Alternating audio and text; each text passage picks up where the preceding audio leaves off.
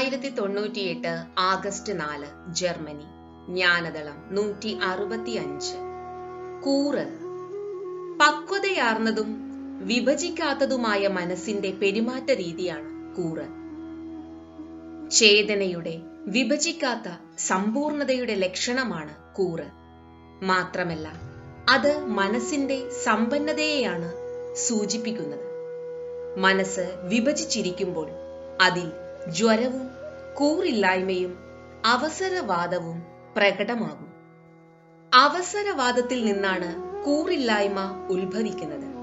സ്വന്തം വിധിയെക്കുറിച്ച് ദീർഘവീക്ഷണമില്ലായ്മയാണ് അത്. ആരോഗ്യമുണ്ടാകാൻ മനസ്സിന് ആർജവമോ പൂർണ്ണതയോ ആവശ്യമാണ്. വിഭജിച്ച മനസ്സ് ക്രമേണ ഭ്രാന്തിലേക്കും മറ്റ് മാനസികവും ശാരീരികവുമായ പ്രശ്നങ്ങൾക്കും കാരണമാകും. കൂറ് ശക്തി നൽകുന്നു. മാത്രമല്ല, ദീർഘകാലാടിസ്ഥാനത്തിൽ അതിന് പ്രകൃതിയുടെ പിന്തുണ ഉണ്ടാകുകയും ചെയ്യും. പ്രതിബദ്ധതയുടെ തുടർച്ചയിലുള്ള വിശ്വാസമാണ് കൂറ്. അത് നിങ്ങളെ രാഗദ്വേഷങ്ങളാകുന്ന ദ്വന്ദ്ങ്ങളെ അതിവർത്തിക്കാൻ സഹായിക്കുന്നു. ഉത്തരവാദിത്വം, സമർപ്പണം, പ്രതിബദ്ധത എന്നിവയാണ് അതിന്റെ അവയവങ്ങൾ.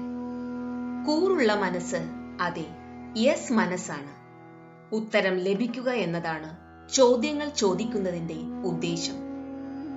അതെ യെസ് സൃഷ്ടിക്കുക എന്നതാണ് ഓരോ ഉത്തരത്തിന്റെയും ഉദ്ദേശം. ജ്ഞാനത്തിനെ അംഗീകരിക്കുന്നതാണ് യെസ് മൈൻഡ്. യെസ് മൈൻഡ് മൗനം നിറഞ്ഞതും സമ്പൂർണവും ആനന്ദം നിറഞ്ഞതുമാണ്. അല്ല എന്ന മനസ്സിന്റെ അവസ്ഥ പ്രക്ഷുബ്ധവും സംശയവും ദുരിതവും നിറഞ്ഞതുമാണ്. കൂറ് യെസ് മൈൻഡിൽ നിന്ന് തുടങ്ങുന്നു. എന്നാൽ ഇല്ല എന്ന മനസ്സിന്റെ അവസ്ഥയിൽ കൂറ് അവസാനിക്കാൻ തുടങ്ങും. ജയ് ഗുരുദേവ്.